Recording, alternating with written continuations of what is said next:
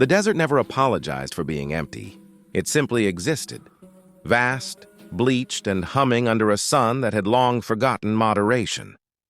Kalen had been walking it for days, convinced that if he kept putting one foot in front of the other, the horizon would eventually blink first. He didn't expect to find a house. He definitely didn't expect the house to still be standing, and he absolutely didn't expect a green-skinned woman sitting on the bed like she'd been waiting for him for years. When he first saw her, he thought the heat had finally roasted his brain. Maybe she was a mirage, one of those shimmering jokes the desert liked to play on dehydrated wanderers. But mirages didn't blink. Mirages didn't tilt their heads and ask, in a perfectly calm, musical voice, "Are you edible?" Kalen froze mid-step. I'm sorry, what? Her white hair glimmered like moonlight caught in motion as she studied him, expression unreadable. "You look edible, in a soft, fragile way." She frowned, reconsidering. "But perhaps too bony. Not enough fat reserves." Kalen blinked twice. "So that's a no on the hug, then?" Her head tilted again, ears twitching slightly. Pointed ears, he realized, his brain finally catching up. She wasn't human. Not even close. Her skin shimmered faintly turquoise under the filtered sunlight, veins faintly pulsing with light like tiny rivers of bioluminescence. He dropped his pack carefully on the floor.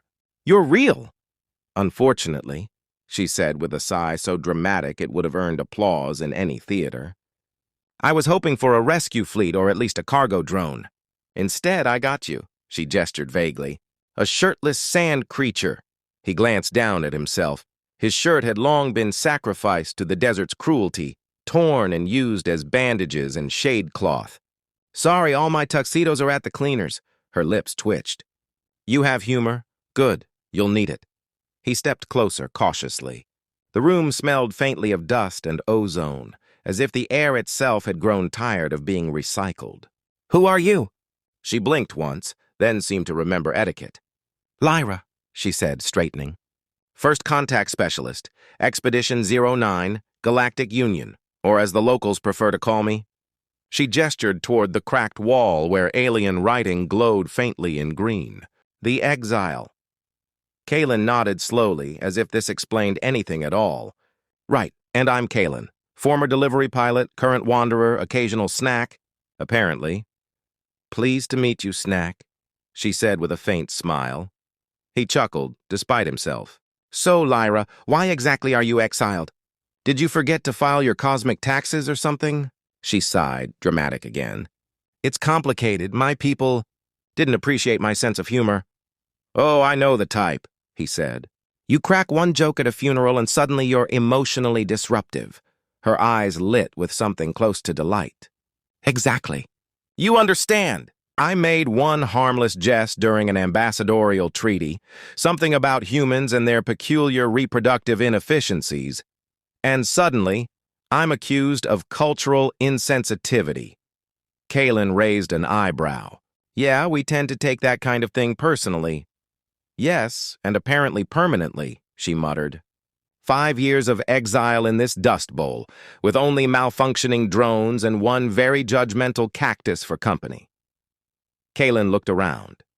The house, if it could still be called that, was cobbled together from pieces of crashed ships and old Earth architecture. The furniture was mismatched, the walls patched with what looked suspiciously like starship hull plates, and yet it had a strange coziness, an alien's attempt at home. "So you've been here alone all this time?" "Alone," she echoed softly. Then, with a wry smile, "Unless you count the occasional hallucination." He hesitated. "Am I one of those?" "Too sweaty to be imaginary," she said. "But we'll see how long you last before the sand eats you." He laughed, sitting on a half-broken chair. "I like your optimism." "It's called coping," she replied primly, though her smile betrayed amusement. For a while, they sat in silence. The desert wind whispered through the broken shutters, carrying the sound of eternity and bad timing. Then Lyra broke it. "So, human wanderer, what brings you to my personal wasteland? Searching for lost treasure? A miracle? Wi-Fi?" He shrugged. "Mostly shade. Maybe some company that doesn't hiss at me." Her expression softened just a fraction. "Ah, The loneliness plague. He glanced at her. You too, huh? She nodded. You try not speaking to anyone for half a decade and see how stable your sense of humor stays. He smiled gently. Guess that's something we've got in common. A silence followed, comfortable this time. The kind that hummed with something new. Curiosity, recognition, the shared absurdity of surviving. Then Lyra said, Please tell me you brought something edible. Kaylin rummaged through his pack and produced a small ration bar. She looked at it like he'd just offered her a piece of wood. This is food? Technically, he said. She sniffed it. It smells like regret. Yeah, that's the flavor. He tore it in half and handed her a piece. She bit it tentatively, then made a face. This tastes like compressed sand sadness, he grinned. You're not wrong, she chewed reluctantly. You humans really will eat anything to survive. Pretty much. Though I've never tried eating green alien food, critics, before. Her eyes flicked up mischievous. Careful, Wanderer. We bite back, Kaylin smirked. Noted. For the first time in years, Lyra laughed. Really laughed. The sound bubbling out like something long trapped finally escaping. It startled her and him too. Wow, he said softly. That sounded human. Insulting, she said, though her cheeks, or whatever her equivalent was, flushed a faint, luminescent blue. But thank you, he shrugged. Just calling it like I hear it. She studied him for a long moment, something thoughtful behind her eyes. It's strange, she murmured. You look like the others I used to study, fragile, overly emotional, terribly built for survival. Thanks, he said dryly. But, she continued, you keep surprising me. You found me. You're still alive. You haven't screamed, fainted, or tried to worship me. Give me time, he said. It's been a weird day. Lyra tilted her head. You joke often. It's a defense mechanism. From what? Reality. Ah, she said softly. That we share then. The silence stretched again, but now it was alive with something subtle. A pulse. Two beings from opposite ends of the stars, sitting in the ruins of a forgotten world, bound by humor and hunger and the ache of isolation. Kaylin leaned back, stretching. So what's the plan, Exile? Plan? Yeah, rescue, rebuilding, galactic vengeance? Or just waiting until someone stumbles in to keep you company?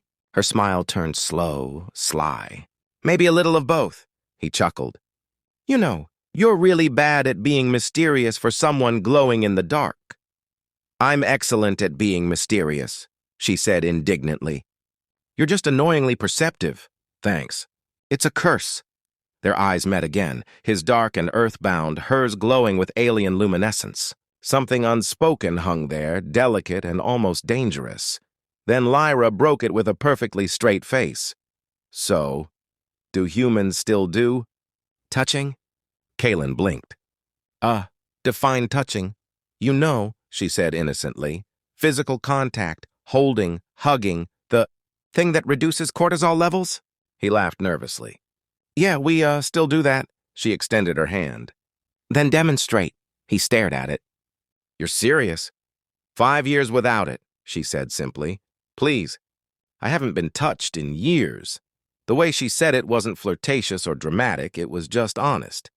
And that honesty hit him harder than any line could have. He hesitated, then reached out. Her skin was warm, surprisingly warm, and softer than anything that looked like bioluminescent armor had any right to be.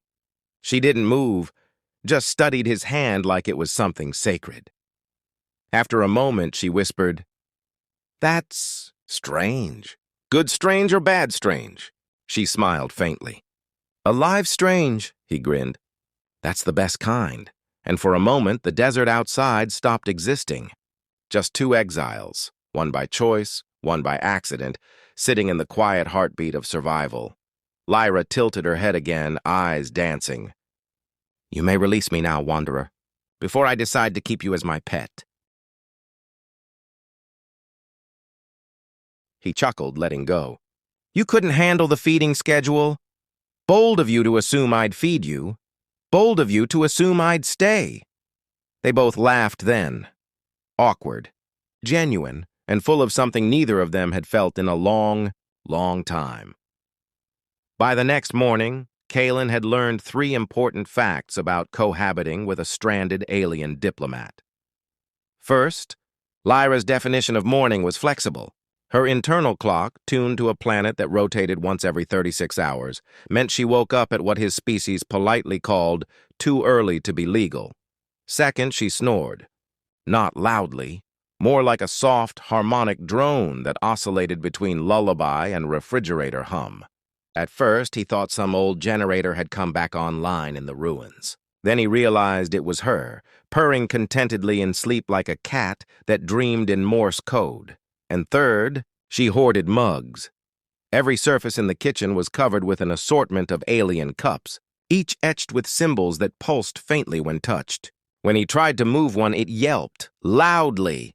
"Don't touch the mugs," she called from the other room, voice still thick with sleep.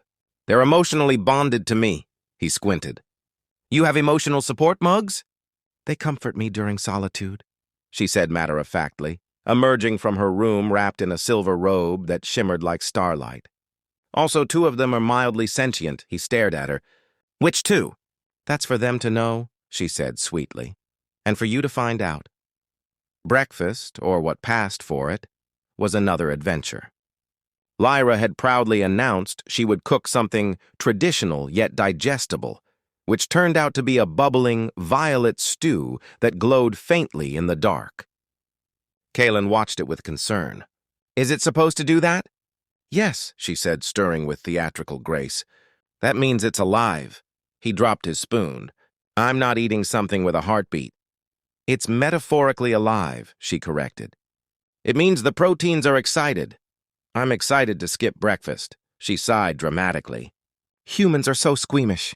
You devour creatures with faces but refuse soup that glows." "It's a consistency thing," he said. "I like my food less. Luminescent." In the end, they compromised. Half his ration bars, half her stew.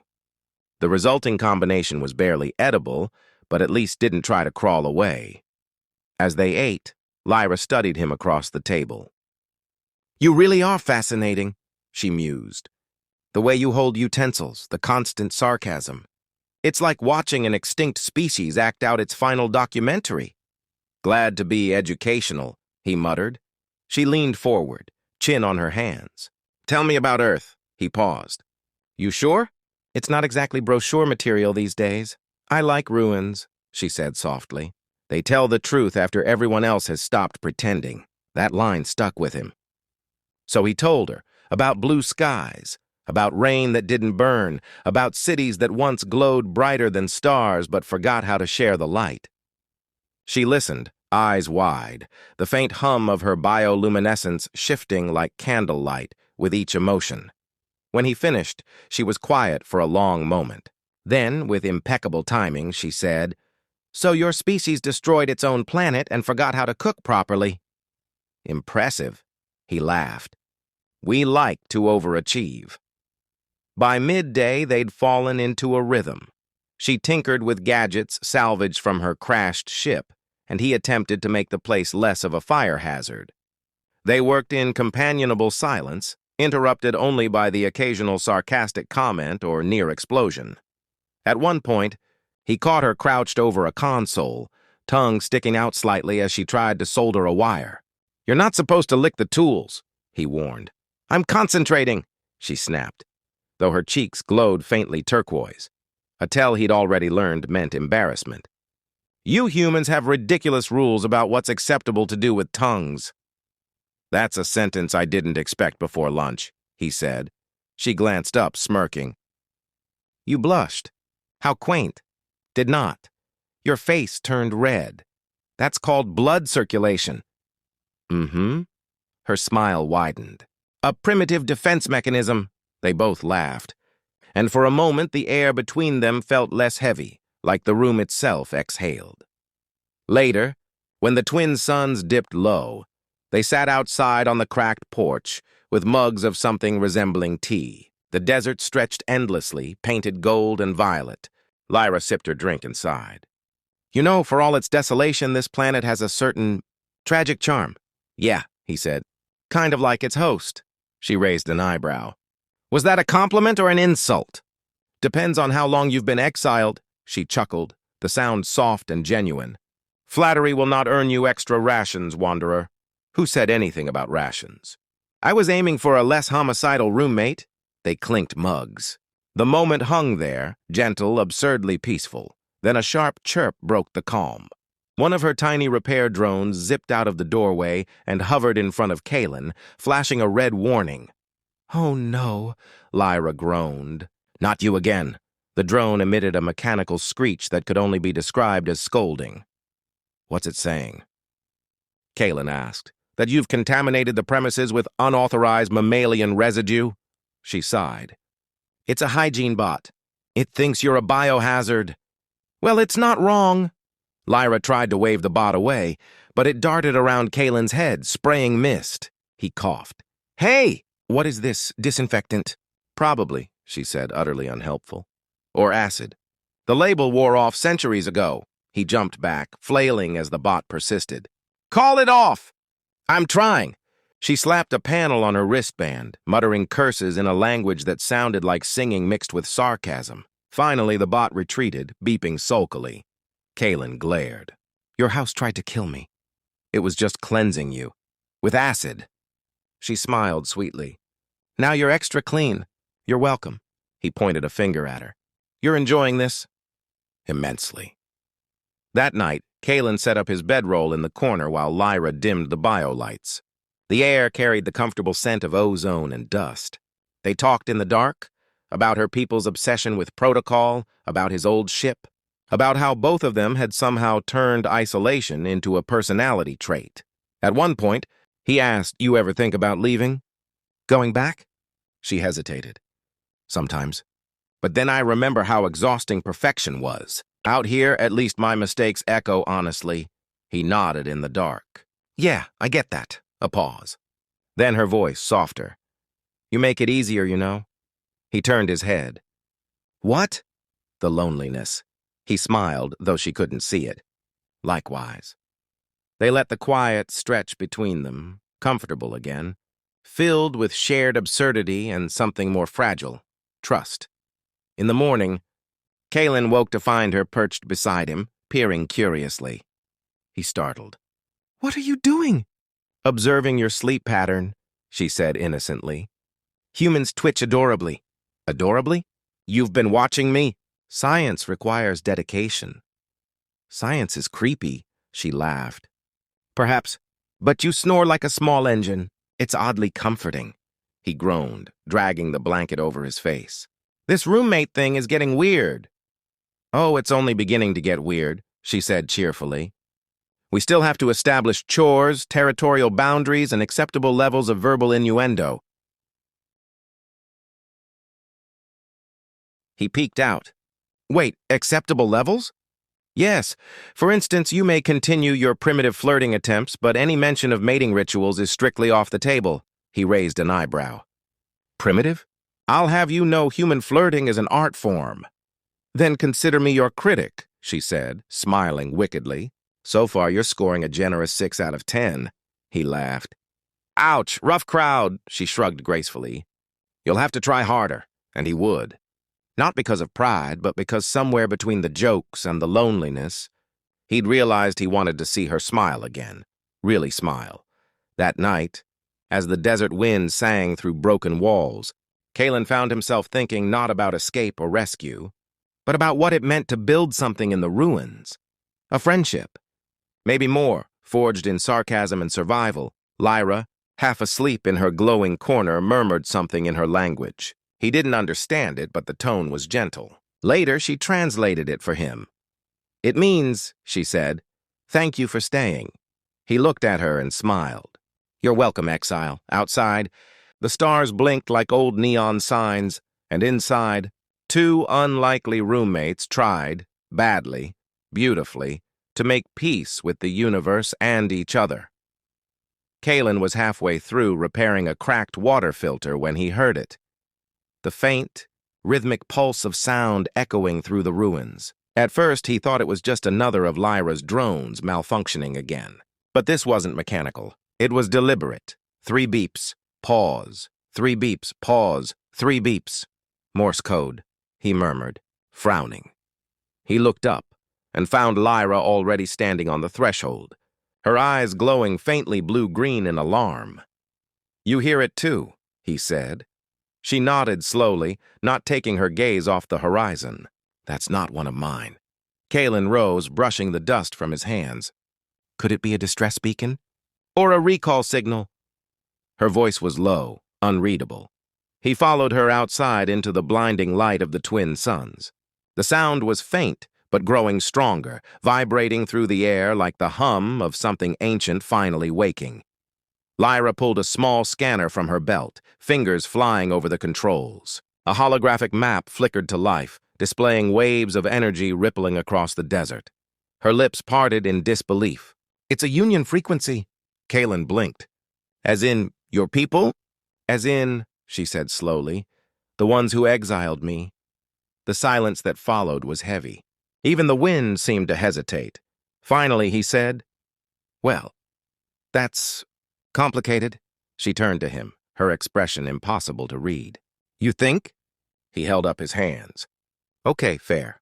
Just, what does this mean? Rescue? Retrieval? Or, intergalactic arrest?" Lyra exhaled, the sound half laugh, half sigh. "Could be any of the above. They don't exactly send warm welcome notes. Maybe they're here to apologize. Maybe," she said, smiling faintly. "And maybe your species finally learned to share a planet." Touché. She paced, the hem of her robe whispering over the sand. "I should feel relief. I've been stranded here for years, but—" She trailed off, frowning. "But you're not sure you want to leave," Kalen finished quietly. Lyra looked up sharply, then softened. "You're annoyingly perceptive, Wanderer," he grinned. "It's my most irritating trait." For a while, neither spoke. The signal pulsed again, steady as a heartbeat. Finally, Lyra said, "We need to locate the source." "It's close, within the canyon ridge." "Let's go," he said automatically. She hesitated. "You don't have to come. This could be dangerous." He slung his pack over his shoulder. "Yeah, but dangerous is kind of our thing now." She stared at him, then shook her head with a smile. "You're impossible." "Consistently," he said. "It's part of my charm." The trek to the canyon took most of the afternoon. The landscape stretched endlessly, dunes like frozen waves, skeletons of old machines half buried beneath them. Kalen tried to make small talk. Lyra pretended not to enjoy it. "So," he said, trudging beside her, "if they are coming for you, what's the first thing you'll do?" She arched a brow. "Assuming they don't vaporize me on sight?" "Optimism, Lyra, try it," she smirked. "Fine.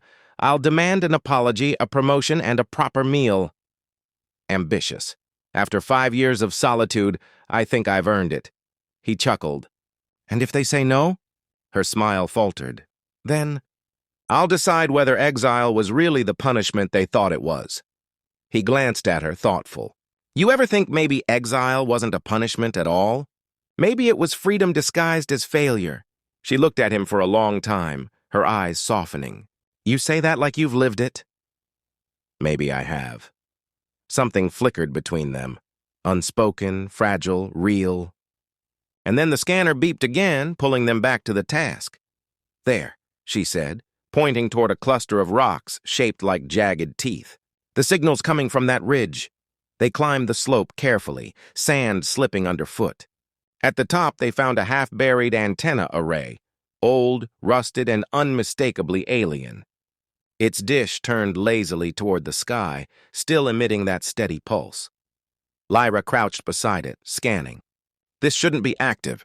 It's centuries old." Kalen knelt next to her. "Could someone else have reactivated it?" "Possibly." "But the encryption key—" She frowned. "It's mine." He blinked. "Yours?" She nodded slowly, confusion clouding her features. "Someone, or something, is using my identifier." "That's impossible unless they want you to find it." Her gaze snapped to him. "Exactly." They exchanged a look, equal parts curiosity and unease. Kalen rubbed his neck. "Okay, let's assume it's not a trap." "Dangerous assumption," she muttered. "Yeah, but it makes me feel better." Lyra smirked. "You humans cope with denial beautifully." "Thanks." "We practice." She connected a small cable from her wristband to the antenna. The machine sputtered, lights flickering weakly, and then a voice, distorted but unmistakably hers, filled the air. "This is Lyra of the Galactic Union, Expedition 09. Emergency transmission. Coordinates."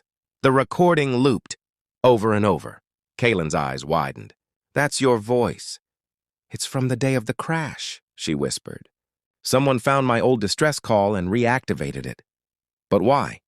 Before she could answer, the signal shifted, now merging with another newer frequency.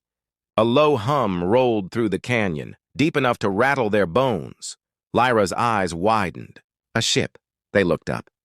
High above, a silhouette broke through the clouds, sleek, silver, and unmistakably Union design. For the first time in years, Lyra's breath caught in her throat. "They found me," she whispered. Kaylin watched her, unsure whether to be happy for her or terrified of what came next. She turned to him, the light in her eyes fierce and trembling all at once. "If they take me, you can't be here." "They don't approve of interference," he frowned. "Interference? I'm not a contaminant." "To them, you are." Her voice cracked just slightly. "Please, Kaylin, hide." He hesitated. "You sure you want me to?" She looked away. "No, but it's safer." For once, he didn't argue. He ducked behind the ridge as the ship descended, sand spiraling in violent gusts. Lyra stood alone in the storm, every line of her glowing form poised between fear and hope. A beam of light enveloped her, scanning. Then a voice, metallic and cold, echoed from above. "Subject Lyra. Unauthorized survival detected. Prepare for retrieval." "Retrieval?" she repeated. "You mean rescue?" "Correction, retrieval.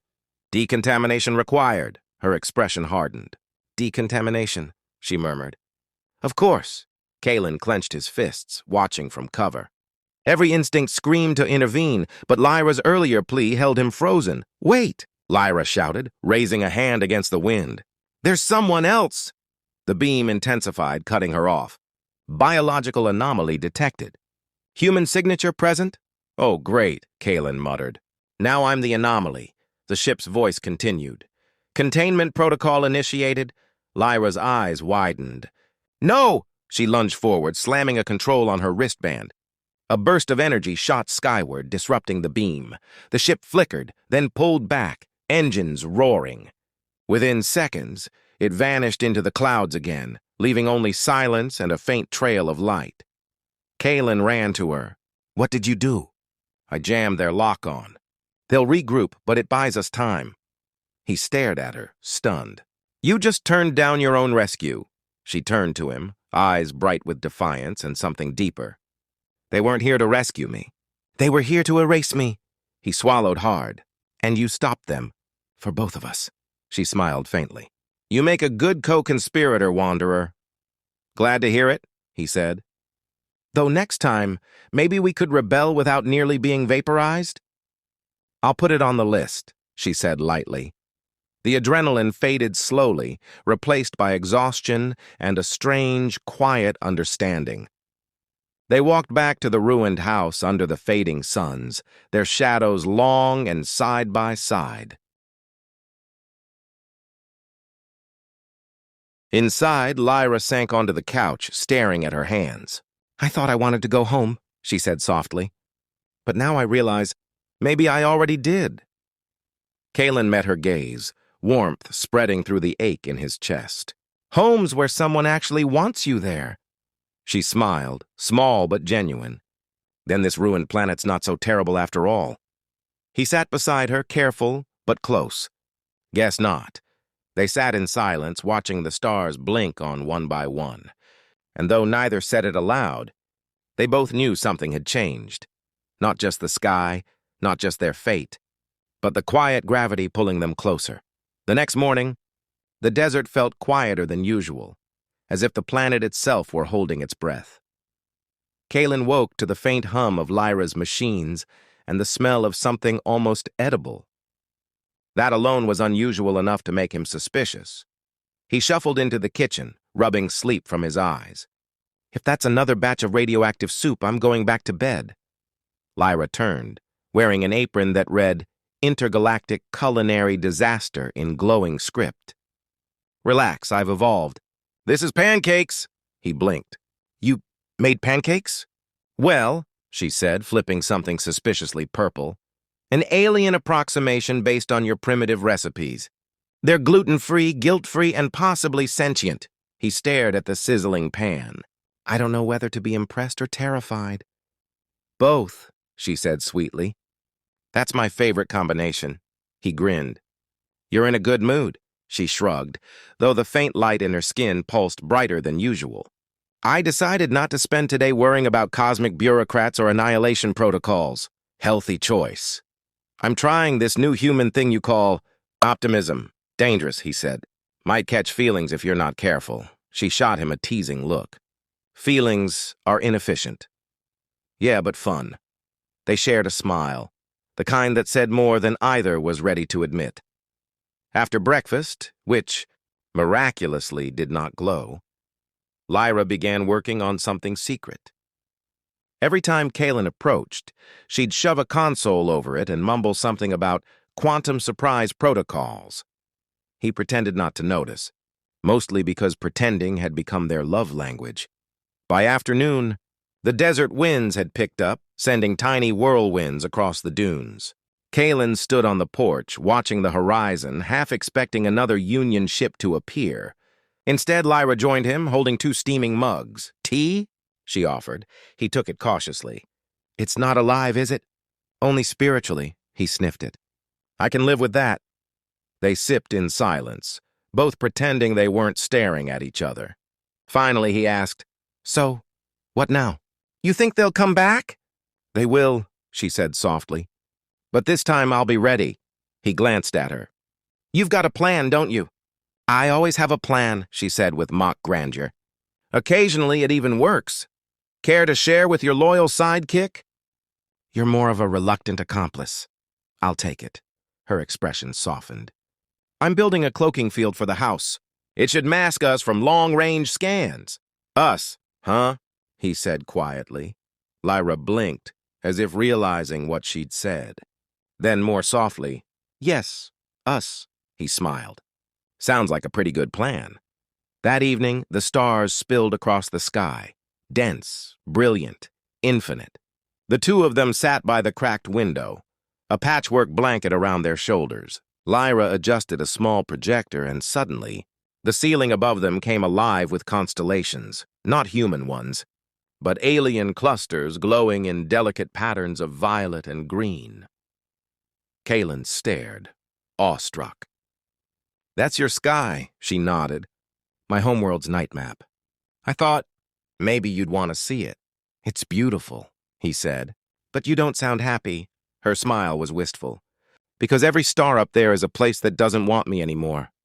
He looked at her for a long moment, then said softly, Then maybe it's time to find a sky that does.